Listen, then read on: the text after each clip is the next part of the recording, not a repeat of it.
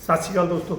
ਦਲਜੀਤ ਜੀ ਨੂੰ ਦੋਸਤੋ ਜ਼ਿਲ੍ਹਾ ਹੁਸ਼ਿਆਰਪੁਰ ਦੇ ਪਿੰਡ ਪੱਟੀ ਦੇ ਦਰਬਾਰ ਪੀਰ ਬਾਬਾ ਰਹਿਮਤ ਸ਼ਾਹ ਜੀ ਵਿਖੇ ਮੌਜੂਦਾ ਮੁੱਖ ਸੇਵਾਦਾਰ ਸੰਤ ਬਾਬਾ ਰਤਨ ਸਿੰਘ ਧਨੋਤਾ ਹੋਰਾਂ ਦੀ ਅਗਵਾਈ 'ਚ ਹਰ ਸਾਲ ਦੀ ਤਰ੍ਹਾਂ ਸਾਲਾਨਾ ਮੇਲਾ 31 ਮਈ ਤੇ 1 ਜੂਨ ਨੂੰ ਬਹੁਤ ਹੀ ਪ੍ਰੇਮ ਤੇ ਸ਼ਰਧਾ ਦੇ ਨਾਲ ਸੰਗਤਾਂ ਦੇ ਸਹਿਯੋਗ ਦੇ ਨਾਲ ਕਰਵਾਇਆ ਜਾ ਰਿਹਾ। ਸੋ ਇਸ ਮੌਕੇ ਜਿੱਥੇ ਪ੍ਰਮੁੱਖ ਕਲਾਕਾਰ ਆਪਣੀ ਹਾਜ਼ਰੀ ਲਵਾਉਣਗੇ, ਉੱਥੇ ਕਵਾਲ ਨਕਾਲ ਵੀ ਆਪਣੇ ਆਪਣੇ ਫਨ ਦੇ ਦੁਆਰਾ ਮਹਾਂਪੁਰਸ਼ਾਂ ਦੇ ਚਰਨਾਂ 'ਚ ਆਪਣੀ ਹਾਜ਼ਰੀ ਲਵਾਉਣਗੇ। ਇਸ ਮੌਕੇ ਵਿਸ਼ੇਸ਼ ਤੌਰ ਤੇ ਮੁੱਖ ਮਹਿਮਾਨ doctor Raj Kumar Chabbewal member parliament ਤੇ ਹਲਕਾ ਵਿਧਾਇਕ ਡਾਕਟਰ ਇਸ਼ਾਂਕ ਕੁਮਾਰ ਜੀ ਵਿਸ਼ੇਸ਼ ਤੌਰ ਤੇ ਪਹੁੰਚਣਗੇ। ਬਾਬਾ ਜੀ ਮੁਤਾਬਕ ਇਸ ਪੂਰੇ ਮੇਲੇ ਵਿੱਚ ਪਿੰਡ ਦੇ ਸਰਪੰਚ ਤੇ ਅਜੇਪਾਲ ਸਿੰਘ ਹੋਰਾਂ ਦਾ ਵੀ ਪੂਰਨ ਸਹਿਯੋਗ ਰਹੇਗਾ ਤੇ ਨਾਲ ਦੀ ਨਾਲ ਇਸ ਮੌਕੇ 2 ਦਿਨ ਜਿਹੜਾ ਮੇਲਾ ਹੈ, ਮੇਲੇ ਦੇ ਵਿੱਚ ਸੰਗਤਾਂ ਨੂੰ ਜਿਹੜਾ ਬਾਬਾ ਜੀ ਦਾ ਭੰਡਾਰਾ ਨਿਰੰਤਰ ਵਰਤਾਇਆ ਜਾਵੇਗਾ।